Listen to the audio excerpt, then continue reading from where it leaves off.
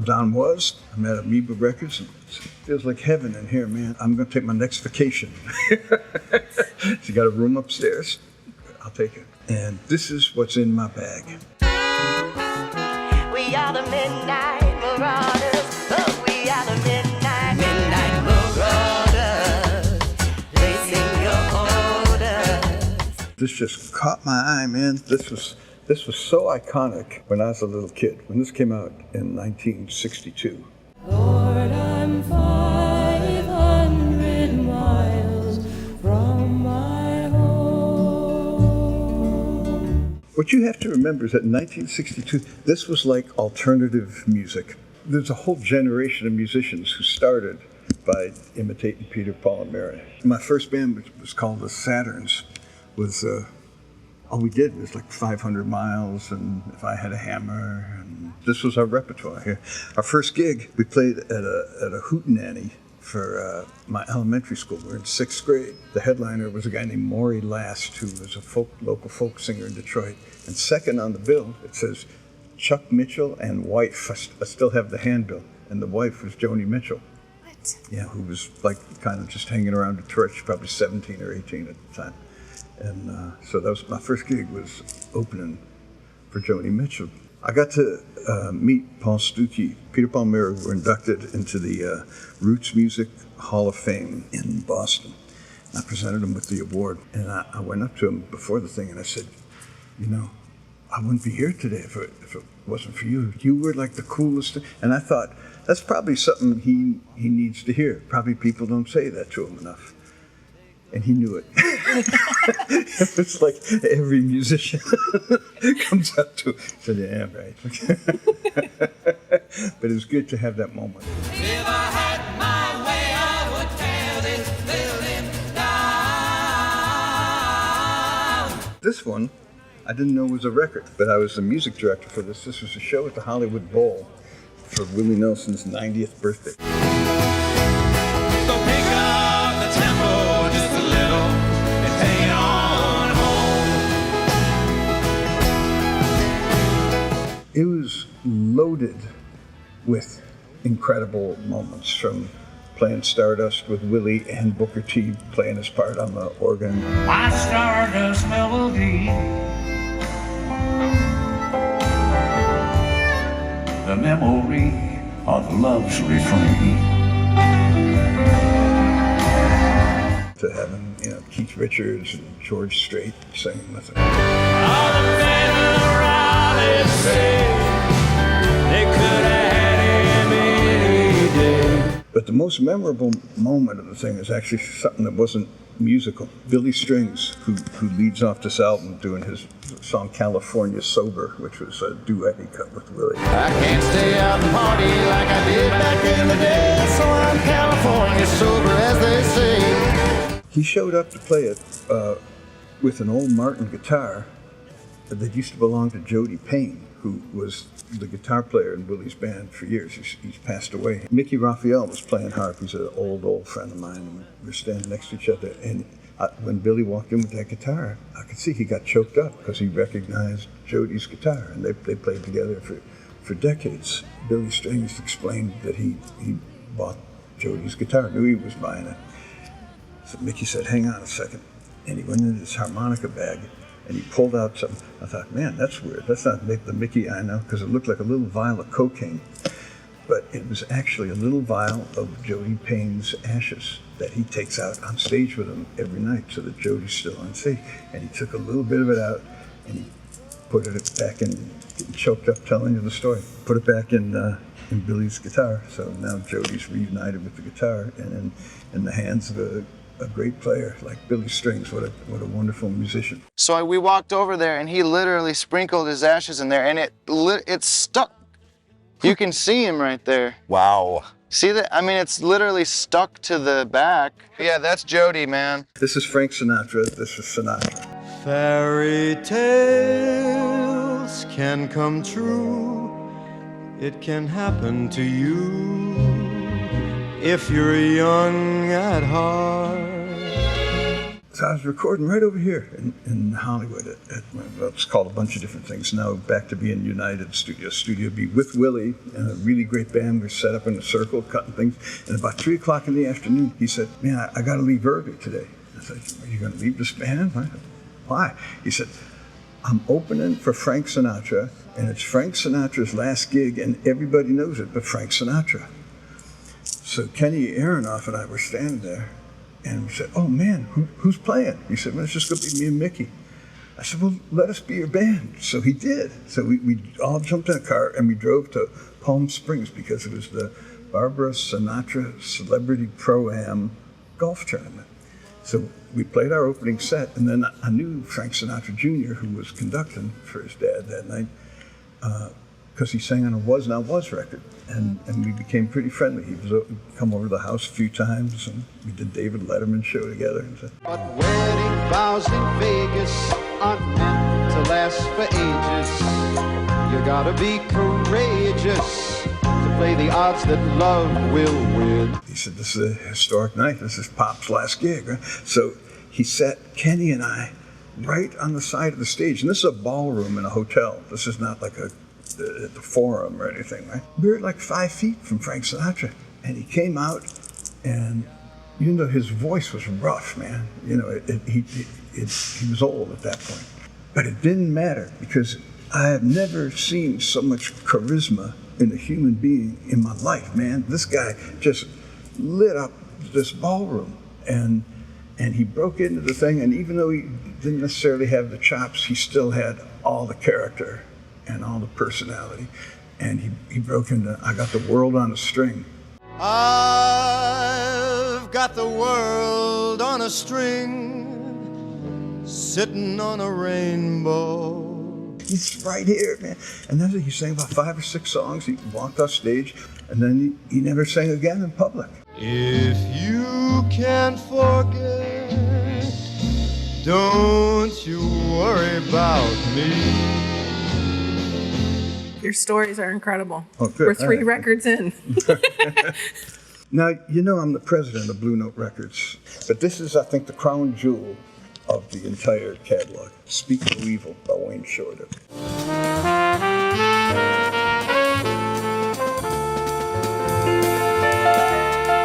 When I was in college, I was having a rough time of it. I was a music major, but you either played in the orchestra or you weren't a music major. They didn't have any of the kind of programs that they have today. So I dropped out. I was really pretty lost. I was hoping to maybe get in a band like the Stooges or the MC5, who were local bands living in Ann Arbor, Michigan at the time. Nothing happening. I was playing in a bowling alley. So I didn't know. I had lost my way. And what I found was that when I got really freaked out, I'd go back to my apartment room and I'd put this record on, side 2, and it just was speaking to me.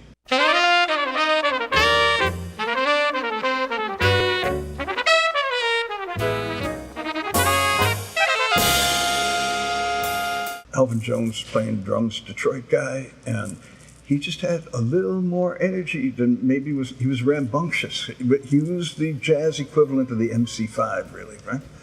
But he's swinging like crazy, and Herbie Hancock's playing all these great voicings, and he's, even then, in his 20s, he knew more about harmony than maybe anybody on the face of the planet then. But there's something about the way Wayne played. I wasn't hearing notes, I wasn't hearing technique, or, I wasn't hearing saxophone. He was speaking to me through the horn, and I imagined him walking down the street in Ann Arbor with me, like up Main Street, and he was sort of guiding me, like, don't look at that motherfucker, walk around here, go, just stay out of trouble, and teaching me just how to, he was giving me advice. And really, if you listen to his solo, you listen to Speak No Evil, if you listen to that saxophone solo, it sounds like conversation. He's telling a vivid story.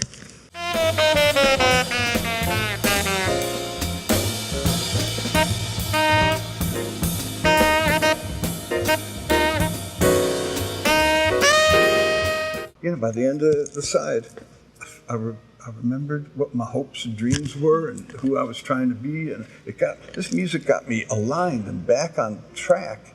And I thought, well, man, that's really something that music can do that for you. So right there, I felt like I really want to do this, and this has got to be the purpose, to make music that in times of chaos and confusion will bring you some joy, will soothe your soul, and maybe help you understand things about your life that you're trying to answer and you can't find the answer for. It's probably in here.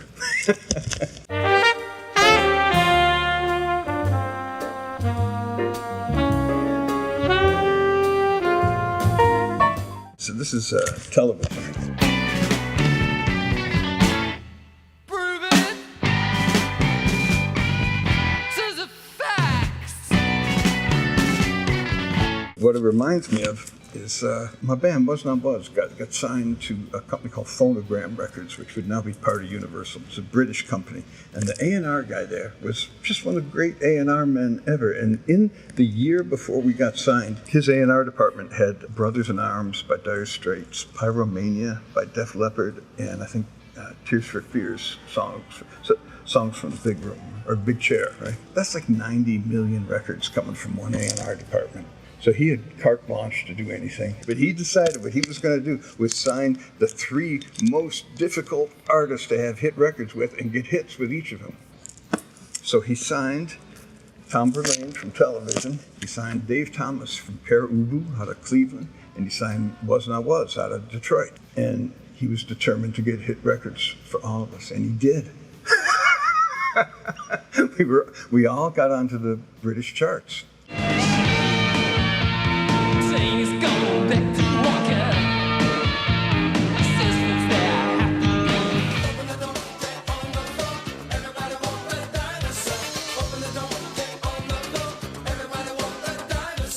This is John Lee Hooker, a compilation album of songs that he cut in Detroit in the early days.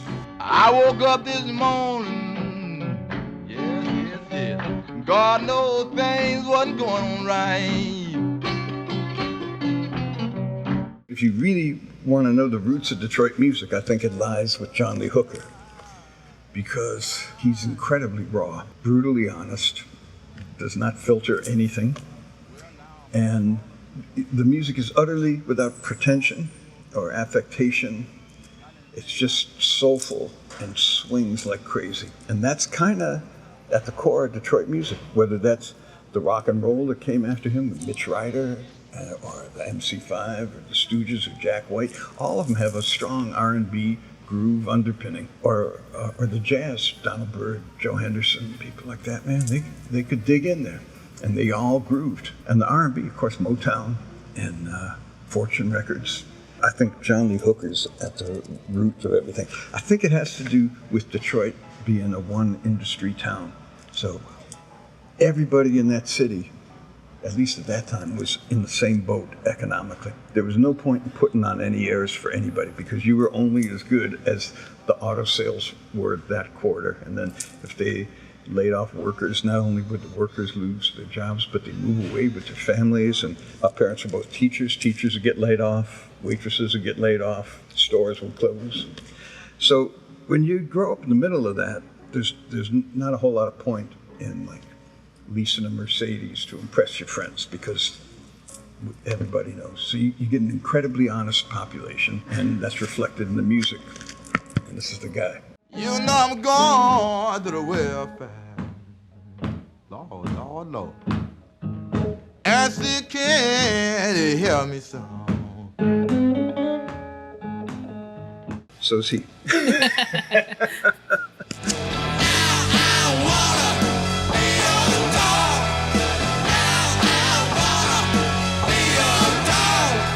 I used to go see him a lot. Iggy and the Stooges. Iggy Pop is the greatest front man I ever saw. And I saw James Brown.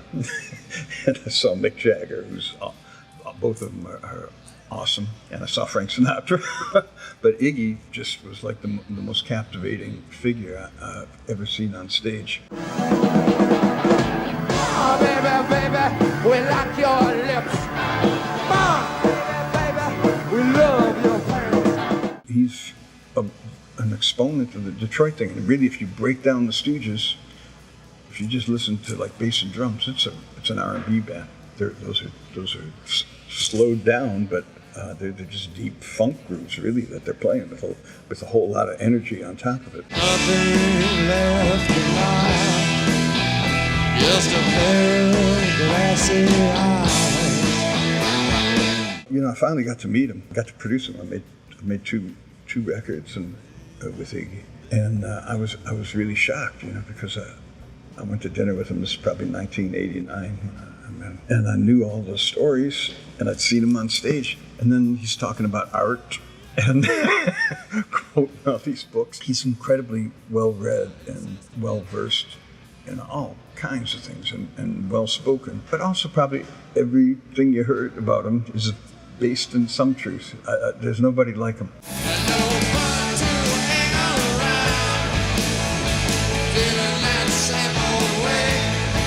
So when I go out and play, I got a little ritual before we play, just to keep my head on right and just to be ready. I like doing long sound checks and warming up my fingers, and then I'll go back in my dressing room and I usually play something from this, but to get James Jamerson's bass parts.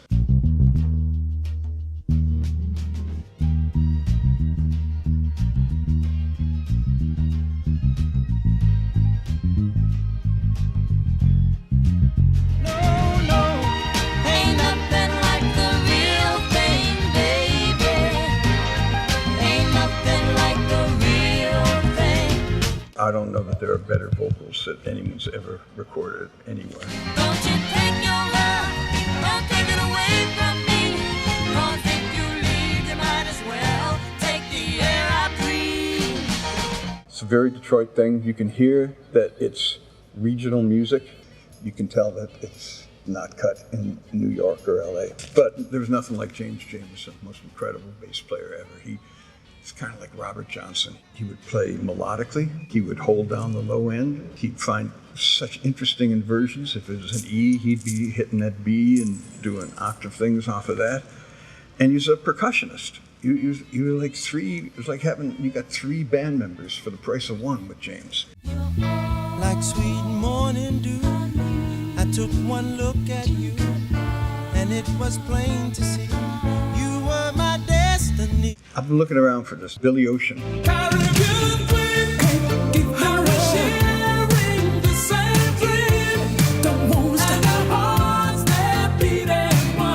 When we started out making records, we were really making club records, disco records in the early 80s, late 70s. We were on a label called Z Records. It was owned by a guy named Michael Zilka, who was just probably the most brilliant record guy ever. He put out some incredible records, and we were trying to do dance music that wasn't like strings and a little instrumental breakdown, but really go out in another direction and put some dub elements. I was listening to a lot of Scratch Perry at that time.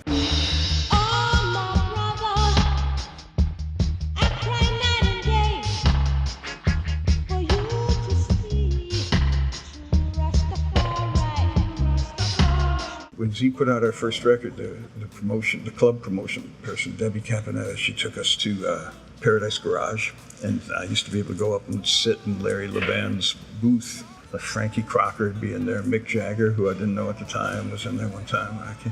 And you just watch this guy work this magic with this unbelievable sound system and just this packed floor. And then I remember one night I went to a club called Better Days, saw T. Scott, same style of music, and he was playing Nights of Billy Ocean.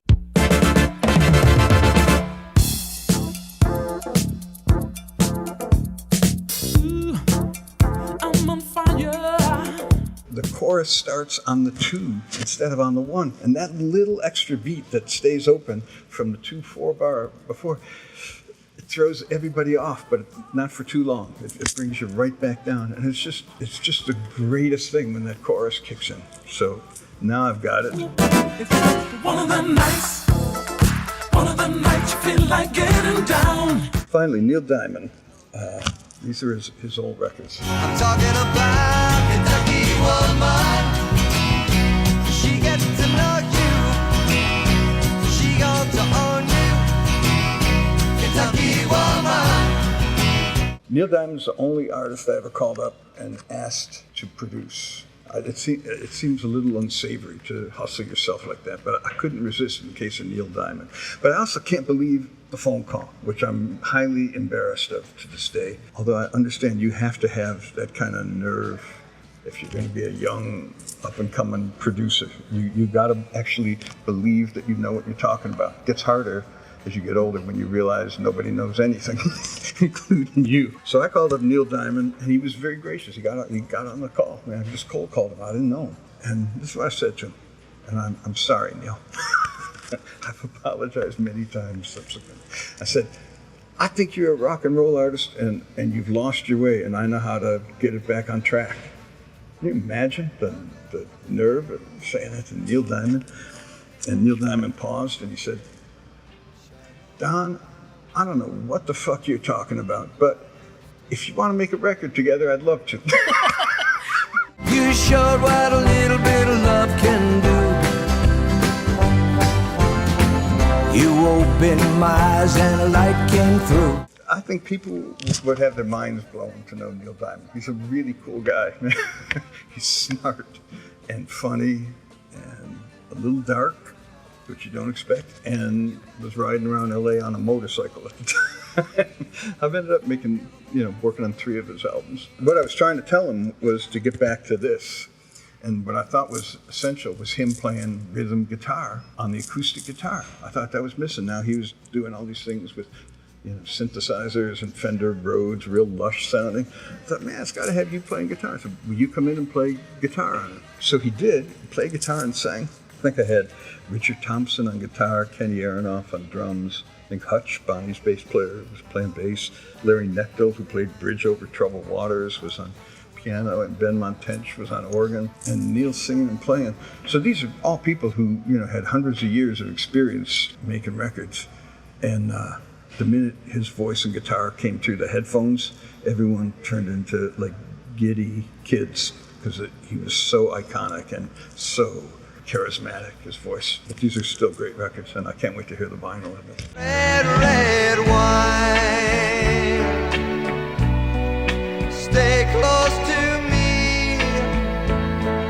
Thank you so much. Yeah, no, pleasure, yeah. That was incredible. I guess I talked long enough. Good luck editing, sorry.